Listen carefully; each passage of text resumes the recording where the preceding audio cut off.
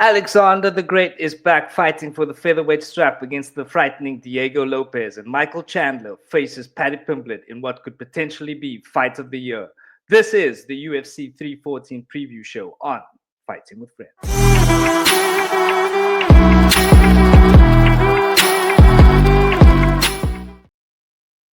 Welcome back to Fighting with Friends, the undisputed African fighting podcast champion of the world. It is UFC 314 taking place this Sunday, April 13th at 4 a.m. South African time from the Kaseya Center in Miami. With me today, breaking down the card, the reigning, defending, undisputed vegan champion of the world, chief analyst, that is, of course, Brother Gaia. Yeah. What's happening, ladies? Ladies and gentlemen, I was the pleasure today of welcoming the CPS FWF BMF champion of the world. His professional record now is 35-0. It's Nazim Al Nino, aka Babu. He's back. Yes, boys. He's back at his bloodthirsty, ladies and gentlemen. But boys, this is the UFC 314 preview show, and as always, we start at the top of the card. Yes, boy.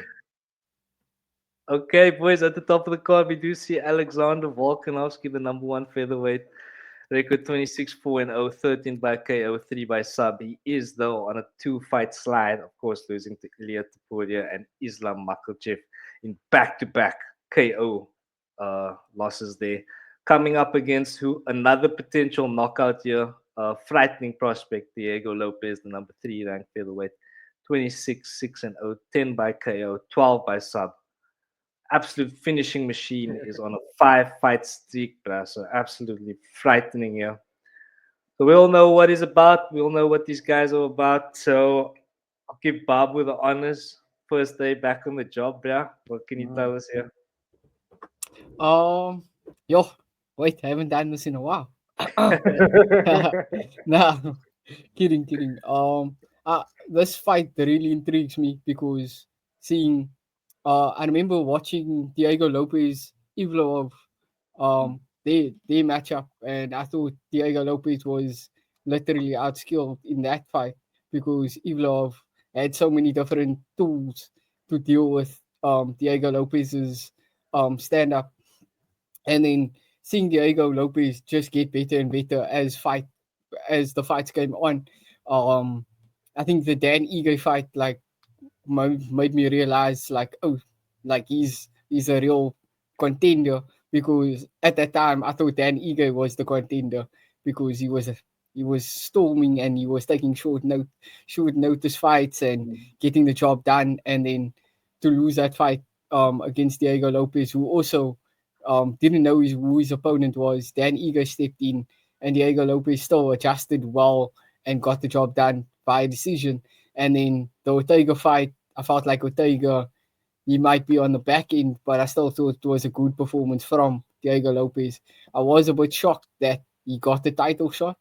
I just felt like he wasn't there, and I think like if Topuria was still the champion here, I think like Lopes might have been like 1 or 2 fights short of a title shot, but because of the recent moves, like he gets the title shot, I have no problem with him fighting for the title. On the other hand, Volkanovski, I would love to say Volkanovski has the skills to beat Diego Lopes. It's just, can he implement those skills? Because like the last 2 times out, we're seeing him get slumped over. That head kick from Makhachev was like a real like eye opener to like, shit, like you shouldn't be getting head kick like that. Like you should have entered more cautiously. You should have seen something like that coming. And then yeah, he was slumped over, and then Topuria, just the heartbreaker that he is. So yeah, I would like to see how Makhachev or how Volkanovski looks here, but if it's a loss, then take the gloves off for you. Take the gloves off.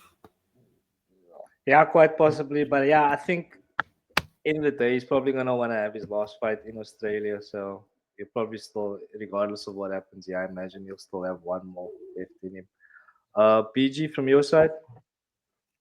Yeah, look, I think this is a great fight to make for the UFC, particularly because it's a vacant title and who are the best guys to go in there. I personally would have gone Alex Volkanovski versus Mavsar Evloev just because he's undefeated and he beat pretty much most of the top guys and he's in the top 5 ranking. I would have gone with Evloev instead.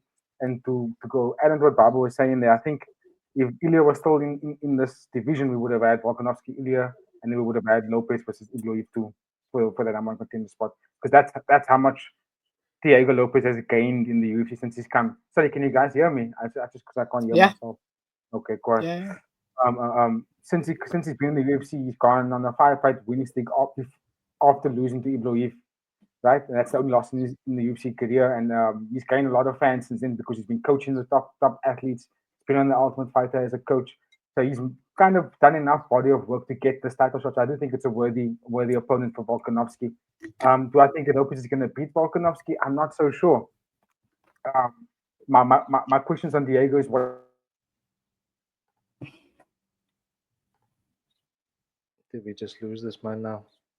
Oh shit! I saw you not moving, so I thought it was me, but Oh, now here's he back. I can, Sorry, I PG, can we hear you lost guys. you there. Yeah, I can see I've got a Wi-Fi signal here going out. Now, what I was asking you guys was when Diego Lopez fought Brian Ortega, was that a 5-rounder or a 3-rounder? I think it was a 3. rounds. That was Yeah. 3-rounder. So that's what makes me panic for Diego Lopez in this fight is when it goes to round 4 and 5. What does he look like there? Because we know that Volkanovski, when it gets to round 4 and 5, he goes up a notch. That's where he starts to take it a little bit heavier, a little bit hardcore. He starts putting on the pace a little bit more intensely, and that's usually why he used to win all the championship fights.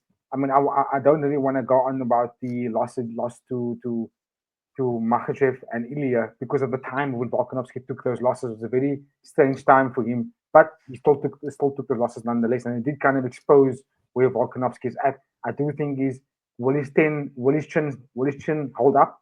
Because we know that Diego Lopez hits freaking hard. We know that he's got that blistering pace when he pushes forward in rounds 1 and 2. Diego Lopez is aggressive in that first 2 rounds, especially with the boxing, and that's just to say weapons, which is actually jiu-jitsu. When he takes you down and he taps you out, that's where Diego Lopez actually shines the most. So for me, the most dangerous part of Volkanovski is going to be that first 15 minutes or that first 12 minutes or so. Is how is he going to deal with that? How is he going to deal with Diego Lopez in that moment, especially because of the height advantage as well for Diego Lopez. However, I do believe that Volkanovski has got the tools to show the athletes just one more time why he is the dog when it comes to the featherweight division, why he's the king of that division. But for me, this is more of a pick 'em fight, just purely because Diego Lopez is so fucking dangerous, especially with that first round, that first 2 to 3 rounds. That's where he can really put you away. And the style of fight for Diego Lopez isn't to fight for 5 rounds. He's not going to try and piece you over 15 minutes or try and game plan you over the 25 minutes. What he's going to try and do is he's going to try and beat you in a fashion that is very devastating, whether he takes a leg or arm. Oh yeah. Damn. Okay. But anyway, yeah. So I think BG saying that Diego Lopez very dangerous, and I think to agree. The kind of narrative here, another narrative in this fight is basically Volkanovski's age, of course. Like you said, Bob, he definitely does have the skills to do the job. We've seen him do it against very dangerous opponents in the past. But it's just a matter now about age. And Diego is, of course, like super dangerous. He always lands offense from like all of his fights. He always lands on his opponent. So, like PG said, is Volkanovski's chin going to hold up? We don't know for sure. But yeah, ladies and gentlemen, if you have any thoughts, let us know about that in the comments. Baba, do you have any final thoughts on this one? Like to just close off like on this fight, I think like Volkanovski age is playing that time. I think we see it besides the Dagestani fighters. Like most of the people, you have your time where you seem unbeatable. Nobody can beat you. and I I think like that order is just gone from Yeah. him. So I'm expecting a dogfight, and like BG was saying, Diego Lopez. Let's see how he looks after that third, and maybe then like he can win us over as a champion, or Volkanovski just shows us like why he's one of the pound for pound best ever in that division. Yeah, for sure. It's a very interesting fight and definitely looking forward to this one. So yeah, but again, ladies and gentlemen, any thoughts, drop us a comment and we will definitely get back to you. So yeah, we'll keep moving then. We'll go to a lightweight bout here. Very excited for this one too. We see Michael Chandler, number 7 ranked lightweight, 23 9-0, 11 by KO. On a 2-fight slide, however. Last time out losing by Charles Oliveira. Last time out losing to Charles Oliveira by unanimous decision. Coming up against the number 12 lightweight is Paddy Pimblett, Paddy the Baddie. He's 12-3-0, 6 by KO, 10 by sub. He's on an 8-fight streak. And the last time he, of course, beat Bobby Green by submission. So I see BG, you are back. How's your audio, bro? No? Yeah, audio's fine. I'm just shaking my head to this disgusting internet that I'm paying for. Anyway. Yeah, it goes like that. Yeah. But anyway, give us your thoughts here. Paddy the Bandly versus Michael Chandler. Oh, potential fight of the night here, gents. This could be one of those fights that will just steal the show. Could Do you take the think headlines fight for of the year, maybe? Possibly? I don't Because know. that's what I I don't did know. say in the intro. So I heard that, yeah. I don't know if I can agree with that. For me, fight of the year would make sense is like if both athletes are swinging and make putting on a spectacle where it's like, back and forth, going at each you other the don't whole think this time. could be that? I don't know if Paddy can do that. I know Michael Chandler can put on a performance like that. I don't know if Paddy's got him to do that. Paddy's the kind of athlete that can go in there and beat you, or go in there and play it very safe. And The next fight could be fight of the year. we'll get to that. We'll get to that. But Yeah. for this one, I would say potentially fight of the night. It could be really brutal because Michael Chandler goes in there and the style that he has, the hardcore American wrestling, but the power punching and it's and that fight style of like he tries to be competent within the first round or so, but then he throws it out of the water and goes, no, now I'm just gonna smash you. And and what you do when someone comes at you with that kind of killer intent of really, really trying to take your head off, you know what I mean? It's gonna force Paddy to fight back, and I think that in itself will make for a very massive car crash, and we're gonna get a big spectacle here. Either Michael Chandler by stoppage, by knocking Paddy Pimblett down and TKOing him, or Paddy goes in there and plays it very safe, and then kind of see it utilizing those tips to get to that third round, and then maybe get Michael Chandler on the ground and submit him like that. Because you can beat Michael Chandler by submitting. He has lost to quite a few submissions in his life before. I'm not too so sure about knockouts. One TKO, couple of TKOs here and there, but can Paddy TKO him? I'm not too sure, but I do think Paddy can definitely submit him. I think that's going to be his best key to victory there is to actually wear out Michael Chandler and not get into a brawl with him and weigh him out into that third round and then look for that submissions in the third round. Yeah, I think Paddy can win like that.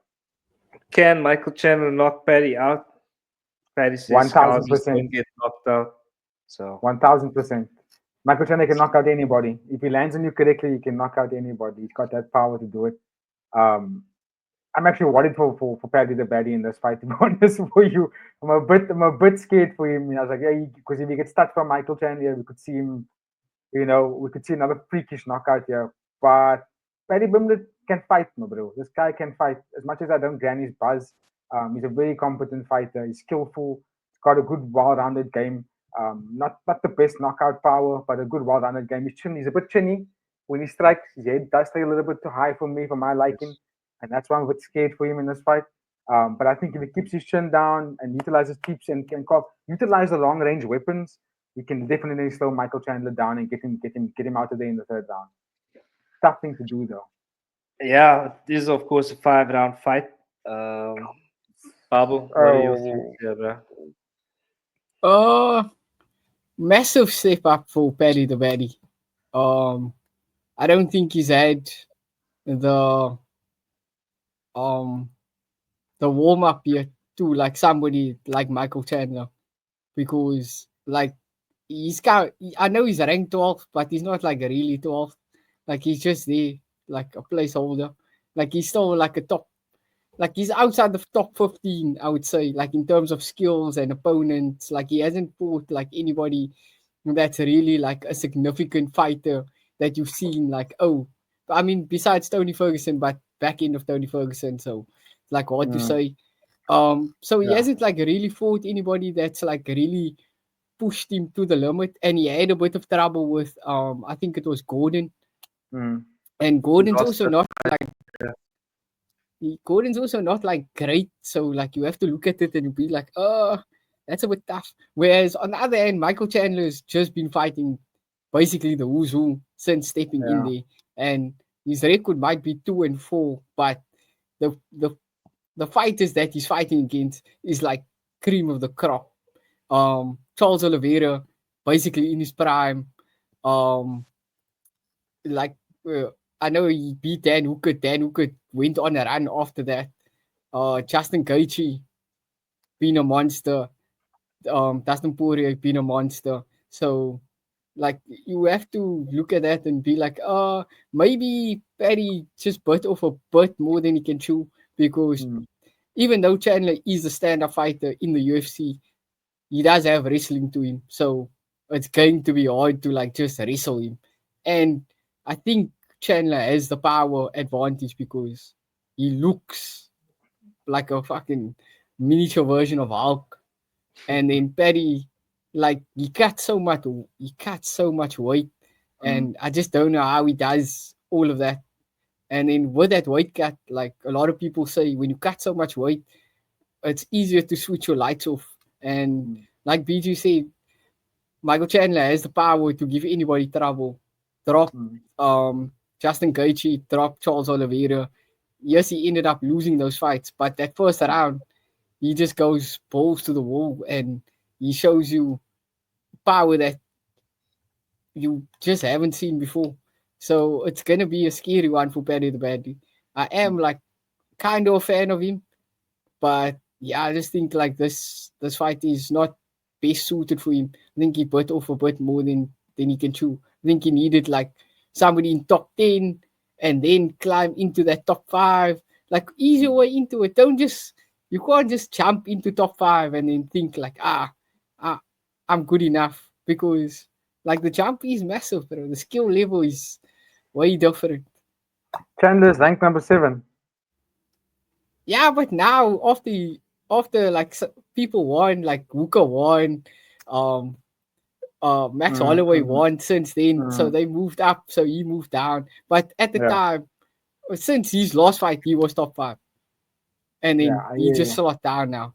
So, and like as much as we want to say like China's not really top 5, when you look at the rankings of that division, you can see like he is kind of top 5 because he does have the skill set like the top 5 guys. He's not one dimensional really, because he can wrestle a bit, and we do know that he was a former champion in Bellator, where a lot of UFC guys were in that division.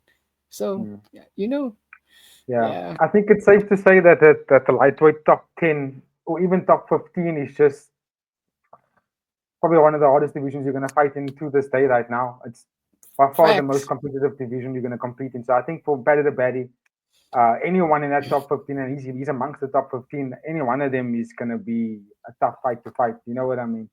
The only thing I'll count against Chandler would be he's 39 years old. And we've seen in the previous fights that he doesn't have the gas tank going into that 4th and 5th round. He does take a break because his style doesn't align to actually be a little bit more conservative with the energy. His style does make him explode a lot, which means he's going to lose a lot of energy. And so I think if Paddy's smart, his coaches are smart, there's a lot to pick up here where you can actually exploit Volkanovski. You can exploit Michael Chandler's game, especially with the calf kick. Justin Gaethje showed that when he fought Justin Gaethje. He would kick his calves out. You make him reckless. You make him more susceptible to get tagged. So Paddy's got the range here. Paddy don't have the same kick, PG. Paddy don't have the same kick like to affect that calf as like that. And I don't think like Paddy has the same style that Gaethje would have, because no, he don't have the like same you're kick, saying, the gas tank isn't there, but like Chandler takes like round 3 off, bro. Yeah, he round does. 1 and 2, he's all balls to the wall. He takes round 3 off, round 4, half of it he'll take off. And then like still in that round 5 against Charles Oliveira, he still had the conditioning to pick Charles Oliveira up while he was on his back. And Yeah. even though that was just like a crowd move, that still shows that you carry a lot of strength and like energy to do some mad cut like that. So I just don't think Paddy's gonna have it here. Woo! Yeah, I mean, Let's go. there's a definite obvious path to victory for him in terms of getting the sub. But BG, let me ask you, in terms of the bookmakers, who would you say opens as the favorite here? I'm gonna go. Favorite would be Michael Chandler. Underdog would be Paddy the Baddy. Oh, yeah. Yo, Get those numbers, bro. is Paddy the Baddy the favorite? Oh, Yeah. So I Paddy, wonder as you why. can see, is the favorite here. And with that in mind, BG, maybe you could just give us some final thoughts, and then we'll keep it moving to the next Okay. one. I'm a bit shocked at that, to be honest with you. Paddy the Baddy also hasn't been as active. He had one fight last year, if I'm not mistaken. Just double check that. Whereas King Michael only Green was, fought. Was that his last fight? King Green. yeah, Yeah. So that was 2024, July 28th. And we know that Paddy the Baddy only fights once a year or once every second year. Chandler's been out for 2 years, not because he's injured, because he couldn't get a fight with Conor McGregor. And then Yeah. he fought against Charles Oliveira since then. And there was a high competitive fight that he fought against. Okay, he got beaten for 4 rounds, but he stuck it through for 5 rounds. I'm a bit weirded out by that matchmaking numbers, to be honest with you. I wonder what it's based on. Because if you really look at the two athletes, the only thing that could really make me go Chandler's weaker is that he's older. He's 39 years old. That could count against him. But other than that, I don't really see anything else that maybe that goes against Chandler in this fight. I think he should be the favorite there. But anyway, that's what the bookies say. Let's see how that goes. Drop us a comment, ladies and gentlemen, if you have any thoughts there. And if you are placing any bets, keep a lookout for our parlay picks tomorrow. But we'll keep it moving to the featherweight division now. Um, and here we have Yair Rodriguez coming up against Patricio Pitbull. Yair Rodriguez, number 5 ranked, is 16-5 and 06 by KO, 4 by sub. He's on a 2-fight slide at the moment. Last time out, losing to Brian Ortega by 3rd round sub. Coming up against 2-division Bellator champion Patricio Pitbull, 36-7 and 0, 9 by KO, 5 by sub. Last time beat Jeremy Kennedy by TKO. So, Babu, are you super hyped for this one? I actually am. My Patricio Pitbull has been like a fighter that like I saw like small glimpses of him through Bellator. He looked like a absolute monster over there. Um, like got the job done against like some good names, lost against some good names, but always put on like a proper fight. Can never say that he looked like can never say that he looked off on the night. Like he always tried to like put on a bang of a fight, and either he got knocked out or like he died on his shield basically most of the time. So Yeah. I'm excited to see what he does in the UFC. I think he follows the same Michael Chandler path. Yair Rodriguez, big name. I think he's just gonna fight big names. I think this fight determines if you if we can see a path to the title or if we're just gonna see banger fights out of him. Um, I think if he loses this, we're just gonna see banger fights out of him. He's just gonna pick and choose like good fights, and the UFC will put him on fight cards or whatever, so that they can throw in crowds. If he does get the job done, I would like to see what he does in that division, stack division as well. Yair, uh, uh, I last time out, I thought he looked a bit. He didn't look as explosive as he was in that Ortega fight. I wanted him to get the finish sooner than what it was, and I think he got the finish in the 3rd, and I thought he should have got Ortega out in the 2nd, so it was a bit like underwhelming for me. So I want to see like if he still has that killer instinct to get the fight over and done with as soon as possible, because I think this is a fight that he can land a knockout and then just get the job nice and early done. I think it could be a war as well. We could see like a 3 round absolute war, and we could see a fight of the year contender, and we could see a knockout of the year contender, because this is the same man that threw like a spinning, or no, he threw like an elbow over the top or some mad guy. So he is creative in his strikes and always exciting to watch. Give thanks, Babu. Very well sold there. Definitely looking forward to this one. Um, BG, what can you tell us about this one, bro? Yeah, no, Papu's onto something there. I mean, I also like slightly followed Pitbull's career, back when he had the rivalry with Michael Chandler and taking it down then. And I think he's very much a carbon copy of Michael Chandler if you think about it. Similar style. I think the difference between him and Michael Chandler is that Patricio Pitbull has got a black belt jiu-jitsu pedigree. He can tap you out in ways that Michael Chandler can't and or doesn't, if you think about it that way. But very similar style, just smaller weight. But Patricio has fought lightweight as well. But anyway, that they're fighting in featherweight now, and I think it's a perfect fight for Patricio's introduction to the UFC. I mean, he's a two-time two-division champion, so it's like you can't really give him a unranked or a ranked 15 athlete. You got to give him someone a little bit higher than that. Same way they gave Michael Chandler a high-ranked opponent when he first entered. But how do I see the fight playing out? I can also see the fight here. Probably either a knockout from Patricio Pitbull, or we can see Yair Rodriguez slowly but surely folding Patricio as the fight goes on. Maybe he gets a little bit tired and Rodriguez lands one of those explosive Taekwondo kind of kicks. But the thing with Yair Rodriguez that I am not a fan of is he's the kind of athlete where he either puts you away early or he's the one gets getting beaten because he can't get you out of there. Then he gets a little bit tired and then he becomes a little bit more susceptible to those body shots. And you see him slow down and he gets taken down and then he gives up his back and then he gets submitted or he's getting ground and pounded or he's just getting folded. That's been Rodriguez's career in the UFC. That's why he hasn't been a champion. I mean, he's got the interim belt once before when he beat Josh Emmett with those body kicks. But when he fought the actual champions of the division, they all smoked him. They all bullied him basically in ways that looked very nasty to watch. And that's Yair Rodriguez. So he's kind of going to get you with some creative stuff in that first round where he's very dangerous with all the energy, spinning back kicks, heel kicks, or oblique kicks. So he throws elbows like Babu was referring to. But Patricio Pitbull is very, very patient for his knockout. He doesn't go in there and just swing to get the knockout. He's quite patient. He walks you down like Ilya, gets you to that cage, and when he sees you back against the cage, then he starts throwing those hands. And I do think that Patricio's got the conditioning to actually withstand some of the shots from Yair Rodriguez, like the typical jab, the typical right straight.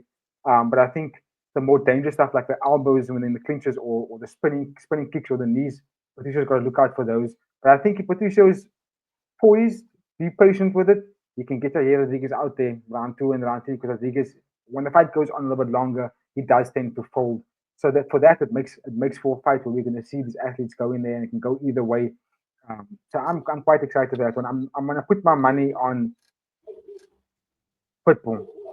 So I think the conditioning, 35-year-old champion status, he's been there. He's fought against the who's who.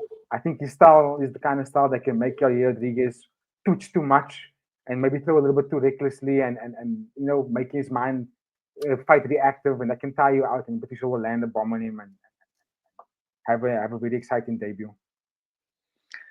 Big call there, BG. Big call. And if you are putting some money down on Pitbull, he is starting as the betting underdog here. So might be good value for money. Babu, you want to give us a pick here before we keep moving? I'd say Pitbull KO, yeah. Pitbull by KO. Big call, big call. Okay, so the panel both going for Pitbull here. I'll keep my prediction a mystery for tomorrow's parlay show. So you have to tune in for that to get my picks tomorrow, ladies and gentlemen. But yeah, please drop a comment on the video, like it, and subscribe to the channel if you haven't done so yet. But let us go, boys, to the people's main event now. Another featherweight bout. And here we see Arkansas's finest Bryce Mitchell coming up against Brazil's Jean Silva. Bryce Mitchell is the number 13 in the division. He is 17-3-0, 9 by sub. Last time out, beating Kern Basie by KO. Coming up against Jean Silva, who is 15-2, 12 by KO, 2 by sub. Last time out, beating Melsik Baghdasaryan by KO. And he's on quite a tear now in the featherweight division. So yeah, people's main event. These two have been going back and forth. A lot of controversy wherever Bryce Mitchell goes. So yeah, a lot of eyeballs drawn to this one. PG, how's it going to play out here, bro? Yo, now this is a fight I'm excited for, just because of the antics, but also the kind of fighters that the two athletes are. They're very exciting fighters. Stylistically, it makes for a matchup where either one can finish each other. You know that Bryce Mitchell is one of the most dangerous guys in the feather division when it comes to jiu-jitsu, when it comes to grappling. He's quite scary, and also he's tall. He's tall for featherweight. I mean, he's entering that Max Holloway kind of height for that division. Jean Silva on the other hand, example, is powerful, very exciting. Goes in there and he really wins the fans over with all the antics in terms of his emotion, but also because of how he fights. The dude is a absolute killer. Very good in terms of how he's able to navigate his opponents to his position. Because remember, he's not the tallest guy. Right? And a lot of the featherweights that he's fighting are generally taller than him, so he finds a way to almost move them into his hypnotism. He hypnotizes athletes. We just watch a fight against Baghdasaryan. If you watch that fight, you will see that Baghdad wasn't really how do I say what's what I'm looking for. He wasn't just a dummy. He was actually trying to fight the fight. He was trying to utilize some kicks. He was trying to fight John back, but John was walking him in a way that made Baghdadian almost react to weird stuff. He was acting to feints and eventually just led him into that right hand. And John Silva is very, very scared to fight. However, he has fought in the UFC. He has been taken down. He has been controlled before. We have seen him not look the greatest when he's been taken down. Okay, he wins the fights regardless, but he does struggle when the athlete is able to take him down. He has to fight back. And I think Bryce Mitchell is going to have to be very, very careful in the beginning of the fight, especially when the round starts, because obviously they're going to be standing. He's going to have to be very careful. Bryce can strike, but not on the same level as John can strike, especially because of that fighting nerds crew. They're probably going to game plan this fight to the point where they're going to see Jean Silva utilize calf kicks. Probably going to see him take out the legs of Bryce Mitchell so that he can't really explode to takedowns. We're going to see him game plan that will basically lead up Jean Silva to his to get that knockout finish. But he's going to have to be careful because Bryce Mitchell might just walk him down immediately and into that void very quickly. Maybe throw an elbow, then shoot for a takedown, and then we can see the game in Bryce Mitchell's sort of domain. But all that being said, we have to see how it all plays out. You know what I mean? This is all just based on the fighter styles. I don't know how it's all going to go down. This fight on the fight card is hard for me to actually predict because I just don't know what's going to happen here. But what I do know, it's going to be very exciting just because of how the two fighters have been selling the fight since they've made the announcement, and also because they both are good finishers in the division. Let's see what happens here. If I must give you a slight pick, I'm obviously going to go with Jean Silva here. I think he's the more dangerous athlete. And I do think that the fight starts on the feet always, and that gives Jean Silva a bit of an advantage there. But I wouldn't be surprised if Bryce goes in there and then naked chokes him. I think Bryce has got a lot of kind of wind in his sails here coming into this one, bro. Like Yeah, he's got a lot yeah. of people that he's trying to prove wrong, and he's got like a big chip on his shoulder here. So yeah, a lot of fire in Bryce's belly here. Yeah. Babu, do you share BG sentiments in terms of Jean Silva getting the job done here, or is it gonna be thug jitsu for the win here, bro? Whatever, this man's gonna get the job done. It's gonna be an easy night at the office. I'm telling you, I'm calling this. Fighting nerds are just different. Chum of the year last year for a reason. Like I know Thug Thug Nasty is like a lovely jiu-jitsu game. But Mm, Damian Meyer is in the fighting nerds camp. You're not gonna get like an easy layup, armbar, guillotine, rear naked. They're gonna make you work for it. Like mm. most of them are stand-up fighters, and like Yes. they just like they fights don't the whoever the opponent is, they might have a good ground game, but you can't come close to them because when you do, they have different power. And he's Jean Silva.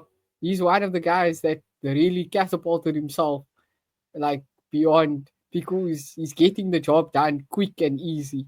I think it's 2 rounds all around that if he touches you, you feel the power, you try to back up, and that's when he smells blood and gets the job done. And I just like PG said, they so smart at game planning, and they such a team that everybody chips in, gives you a different look, gives you a different game plan. They have plan A, plan B, plan C, and they know how to get the job done. I think Jean Silva goes in there, gets the job done, light work. I don't think um I don't think Bryce Mitchell is gonna give him too much trouble. He deserves to be in the rankings. And after this fight he will be in the rankings. And then I'm gonna start seeing title challenging Yeah. songs here because he has the skill set. He have the skill set. Sure. So you're Big part of the thoughts. fighting nerds, Babu. Yeah, brother. We got the glasses on. Yeah. Oh, yeah. The Bryce fighting Mitchell nerds. is starting as a 3-1 underdog here, which is a very interesting Oh, line, I think. Not as I don't think it's going to be as clear cut as that. Not yeah. sure if Jayan's takedown defense has been thoroughly tested as yet. Mm. And I think it will be in this Mhm. fight. So I think that's what it's going to come down to. Yeah, but I think when Bryce Mitchell puts that thug jitsu on you, bro, you start thinking a little bit differently, bro. So I'm gonna go for Yeah. Bryce Mitchell here, to be honest. I think he's very good value, 3-1. Yeah. But more about that on the parlay show tomorrow, ladies and gentlemen. Subscribe to the channel, drop a like on the video. BG, give us some final thoughts here, and then we'll keep it moving, Yeah. please. Yeah, final thoughts is that that's a very key point about Babu made that the fighting nerds guys aren't generally wrestlers or grapplers. They're all primarily strikers, and we haven't really seen them being tested in terms of the grappling department. And yeah, I'm keen to see that because that's also what Kenny Flodin said. He said we haven't seen John Silva on his back. Charles Jourdain took him down. Charles Jourdain's not a wrestler; he's a striker as well. So Mhm. let's see what, and he held him down for a full round, by the way. So let's see what happens when a higher pedigree of a grappler like Bryce Mitchell takes down John Silva. Let's see what he does from his back or what he does from that position. Very excited, very What happened excited. to But I, Charles to Jane? How did that fight yeah, end, PG? yes, I know. As I said earlier, he got taken down. He did win that fight. I did say that. But Charles Jourdain, I can take Charles Jourdain down and put him in a fucking armbar, bruh. Yo, But Charles. Bryce Mitchell is different, and he's almost basically 6 foot. He's 5'11". I would say he's basically 6 foot. You know what I mean? It's a different ball game, different kind of wrestling. Yeah, so as you can see, really getting the gums flapping here, ladies and gentlemen. Lots to discuss here with this one, and yeah, super excited. Like I said, I think this is the people's main event. So yeah, super hyped for that one. But okay, boys, we're gonna give a quick shout out to the legend Dominic Reyes in the light heavyweight bout here Yes, coming up yes. against Peter Krylov. Nikita Krylov is on a 3-fight streak. Dominic Reyes on a 2-fight streak. So a lot to fight for these guys. The light Yeah. heavyweight division a little bit stale. So not to spend too much time on this one, boys. Please just, Hmm. if you want, give me a quick who and how and why, and maybe just yeah, any general thoughts. But let's not go into too much detail. Yeah, please. Babo, go to you first, please. Um, is this his retirement fight, Dominic Reyes? Or is he still fighting after this? I have I no don't think idea. it's his retirement fight. I think he's still competing. Yeah. Oh, well, I thought he was done after this, brother. That should show you, like, I'm thinking Nikita Krylov just gets the job done because, yeah, Mm. I just, I was a big Dominic Reyes like fan. I like this Mm. fight style. I saw him against John Jones. I thought he won. He thought he won, and ever since then he's been riding that same coat. Like, yo, I beat John Jones, but then he lost like a paar times after that, and it's been fucking devastating. And I just feel like he never got over that. And yeah, I just think that's the middle block. And I think like he should be done, man. Like some of the fights that he's losing and in the manner that he's losing, like he just don't look like the same fighter that like was on the camera going into that title fight. And then since then it's been like you don't look as good. And then Nikita Krylov, yo, he has like I went to go look up his record. I think this is his record 30-9. But this Mm. man's a veteran of the fight game. This He's man only has seen 31 it years all, old. done it all. And he's only 31 Yeah, years old, bro. I was like, what? man, Anyway, sorry, Babu. he's seen it all, done it all. I mean, in that division, I would say he's, I think him and maybe like Alonzo Mansfield and like the Carlos Ulberg, they like the young up and coming talent, I guess. Like not too many tests that has been seen of them, and I think this is Nikita's first one in, and I would like to see how he does. Yeah, I hope he gets the job done like after like within the 3 rounds, so that I can see him like against like one Khalil round 3, Jamal Hill, Yuri Prohaska. I could see some new blood in there, and hopefully somebody like challenging after Pereira gets that title back. Sheesh. Yeah, I mean the light heavyweight Listen, division is yeah. calling out for a superstar, somebody to take the division by the scruff of the neck and really, revolutionize it. Like I said, a little bit stale there. PG, thoughts, Yeah. please. I'm gonna have to disagree with Babu in terms of Nikita Krylov as in like the new young blood. He's been in the UFC like more than 10 years already. In fact, he was around the time when John Jones was still the champion and DC was challenging and Rumble Johnson. At that point, Owens and Prue them were all still there, and Nikita Krylov was beating those guys. He was actually competing in the top 10 back then already. I'm talking 2014, 2015 time already. It's just that he was young, and I thought he was an old lad that time. I had no idea that he was actually that young back then. So he's been in the Oh UFC shit! for quite some time already. Yeah, he's been fighting for a long time in this organization. I thought And that now, was a different brew. no, Because bro, like he's the last time, been no. last time out, he was a long time ago, bruh. Load more, yeah, all time. Load more, load more. Nah, he's No, been 21st. fighting. Look there, last he's fight was been. 2023, bruh. That's fine. That's not that long. It's long ago, but not that long ago. When you got doing a No, but comparison to like Stipe them. that's why I thought this was like a new person, like coming into No, the he's division. been. I've actually watched him compete from his debut. I thought, no, Nikita Krylov is a brilliant athlete, and that was then. They see this Owen Prue. He's been Oh, fighting, bro. He's been going at it. And I think he's going to go in there and he's going to melt Dominic Reyes because Dominic Reyes don't have the killer instinct. He doesn't have the dog in him to want to actually go in there and fight for his life. As soon as he takes some yeah. kind of adversity, he takes a tip kick or a car kick, you start seeing him panic. And Nikita Krylov can wrestle. He can submit you as well. And that's a kind of style that can make any athlete sort of lose their energy. So I expect Dominic Reyes to try and box, but he's going to realize Nikita isn't there to just play a game with him. Nikita's there to actually fuck him up. And he's going to get a big fight. Nikita's going to go in there and submit him in that second or third round, take his head off quickly, and then officially retire Dominic Reyes, Bible. And then we can go and say, oh, bye-bye. So that's my call for that 180. Nikita Krylov, second coming, showing why he's going to be a top challenger. I don't know for a title. I don't think he can compete against that top 5, but I do think he's just outside of it, and he might make a good spectacle against the top 5, but I don't know if he beats them, though. Give thanks, BG. We'll go now to some honorable mentions on the prelims, and we're going to start with our boy Danish coming up against Sean Wilson. Danish, aka Dan Ige, is 18-9-06 by KO, 5 by sub. 2-fight losing streak. Last time lost to Lerone Murphy by unanimous decision. Sean Woodson is 13-1-1, and he last time out beat Fernando Padilla by KO.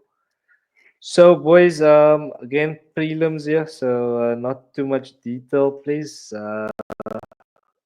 PG. Okay, let's go to Babu. I see Babu's hyped for this one. This is your boy Danish, by the way. Yeah, Babu. Sorry, should have gone to you first. Your favorite fighter? Second fight of the squad. Watch my boy out of the fighting nerds, Marco Telio. KO loading. Put money on that. Okay. He's gonna get the job done. But in terms of this, Dan Ige 50K baby, he's gonna get a knockout here. I think money. so. Easy money. I'm PG, hoping so. agree? Yeah, or nay? Dan Ige, IKO. Yeah, I can see it for sure happening. But I do think Sean Woodson is not an easy opponent. He's the tallest guy in the division. He's over 6 foot tall for featherweight. He's got great boxing, only one loss in his career. And I actually like the way he fights. He's got a little bit of a style about him. He's got that arrogance in there. And I think if he shows up with a lot of confidence in this fight, I think he might put on a spectacle against Dan Ige. Dan Ige He's probably obviously going to look to go in there and bully him and showcase why he's still a top contender in the featherweight division. And he's going to need to do something like that to get back and maintain that not only top 15 spot, but actually go and climb the rankings a bit more. So I can see a knockout from Dan Ige in here, but it's going to be a difficult one thing to get just because Sean Woodson is not a he's not a pushover. He's not just a random unranked opponent. He's been fighting in the UFC and he's been putting on some great performances. In fact, he only has one loss in his career in the UFC amongst how many fights? I think 4 or 5, if I'm not mistaken. Let me just double check that. He's more 6, 7 fights in the UFC and only one loss. And he's gone on a 4 or 5 fight winning streak since then. So, dude, this guy can fight, and I don't think it's going to be as cut and dry as we think it is. So, but I'm still going to go with an Ige for the win, though. Fair play, BG. Fair play. So panel going with Dan Ige here, ladies and gentlemen. Drop us a comment. Let us know if you agree or disagree. But we'll go to a women's strawweight bout here. And strange one, this one being on the prelims. We have the Yeah. number one ranked women's strawweight, Yan Shonan, who is 19-4-0. Last time out beating Tabitha Ricci at UFC Macau by unanimous decision. It's coming up against Verna Jandiroba, who is the number 3 women's strawweight contender. She is 21-3-0. She's on a 4-fight win streak. The last time out, she beat Amanda Lemos by sub. So yeah, again, very strange that this one is so low down on the card, on prelims. So yeah, what are your thoughts on that, PG? Why is this? What kind of message is this sending? Yeah, it's a bad one. I would have actually have switched it up because of the implications of this matchup. It's number one contender matchup. It's for title contention, guaranteed title contention. It could either have been the main event of the preliminaries, or you could have taken out Nikita Krylov and Dominic Reyes, put them down on the card, and then put the ladies in the main card as well, and maybe put Bryce Mitchell, or actually go back to the way they had it in the beginning.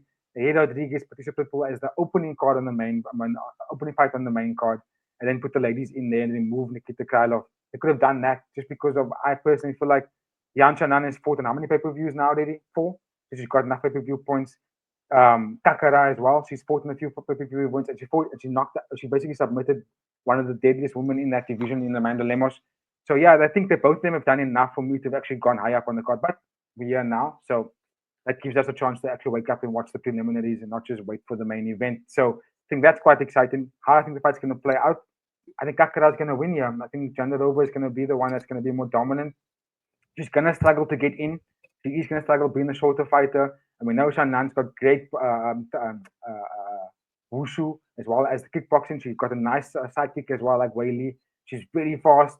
She uses her length really well. But I think Jandarova is just that kill or be killed, but very really that she get killed. She's the kind of athlete that's dangerous to fight. And when she has the grappling, when she's got the lock on you, she locks those arms, that's kind of night from there. So I think purely based on that Shannon has fought the title and lost, and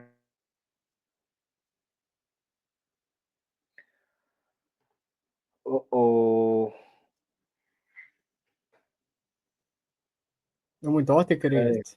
Unlucky brother guy. Nice, bro. hasn't fought the title. You Not think that back her completely. willpower because Better than Matrix, yeah. Oh, yeah. Okay, now Yeah, you back? you're back. You back? I'm just gonna end it off with Jandaroba to get the win there. That's it, guys. All right, Pablo. I back it. I do like John Deroba. I get why why the fight is in the undercard, because the last time I watched both women, like the fights were, I think John Deroba's fight was very exciting, but then it looked like she wasn't gonna get the finish, but then she got the finish, and then last time out with Yan Shanang, I was like, is she gonna get the finish? And then it was like, damn. I don't understand how the matchmakers thought this was going to play out. And then it went to basically decision with Tabitha Ricci. So I was like, I was a bit gutted. But yeah, I get why the fight is there. Chandraoba, yeah, should be the favorite. Should get the job done. Quick, fast. Give thanks. She Give is the thanks. favorite. Oh, she is the favorite. Yeah? She's the I didn't favorite, know. yeah. No, I didn't know that. She's Well, the there you favorite. go. Okay, yeah, and then of course Just gonna give a quick shout out to Jim fucking Miller, Yeah, UFC legend, fighting on legend. the card. Could possibly every one of his fights could potentially be his last fight. Coming up against Chase Hooper, but not really gonna spend too much time or any time talking about that. But Mm, keep a lookout for that one, Jim fucking Miller. Shout out to Jim Miller. yes, sir. But okay, boys. As always, we're gonna wrap it up with some final thoughts and, of Mm. course, a pity fight rating for the card. PG. Pre-fight rating for the card, I'm going to start it off with a solid 7.5. I think it's a very good matchup for majority. Who's knocking like that? I think it's a very good card in terms of its matchups. Even on the early prelims, you've got like Bubbles talking about Marcio Tulio versus Trishan Gore. I think that's a fantastic fight we're going to get. Sumo Darji is also back on the fight card. Odi Zayshik versus Rodriguez. I'm excited for it, and also the main card. I mean, every fight in that card speaks volumes for the UFC. So I'm very excited for it. And we're going to get a crown and new at the end of the night. So looking forward to it, gents. Looking forward to it, as well as our Nicely, live. nicely done, BG. Let's go to Babu. Jean Silva getting the dub, Marco Tilio getting the dub, fighting nerds on top. We're gonna see the boys climb the ranks here, and then super excited for the main event. I think that main card is not first like the last couple. So I'm coming in with a 7. I'm coming in with a 7, a humble 7. Could go to a 8 if I see some good knockouts, but could go down to like a 3 if I see just decisions. The man are harsh with the UFC here, bro. Harsh with the UFC. I'm personally, guys, I'm gonna go with an 8.5 for this card, but I'm pushing Ooh, it. lekker. I think this is a fantastic card. There's a lot of fights that I'm very excited for. So Yeah, yeah, keep yeah. thanks UFC finally for me putting on a respectable card. So yeah, boys, we will wrap it up there then. And as always, ladies and gentlemen, if you have made it this far in the video, don't forget to like, share, subscribe, watch the podcast every day. Joe Rogan. Keep a lookout for our live stream. We will be live on Sunday morning at about 2 a.m. South African time. So please come say hi, drop a like on the stream, drop some comments in the chat, and we hope to see you there. So, ladies and gentlemen, from myself, PGPB, Jedi Knight, all of us here at Fighting with Friends. See you next time.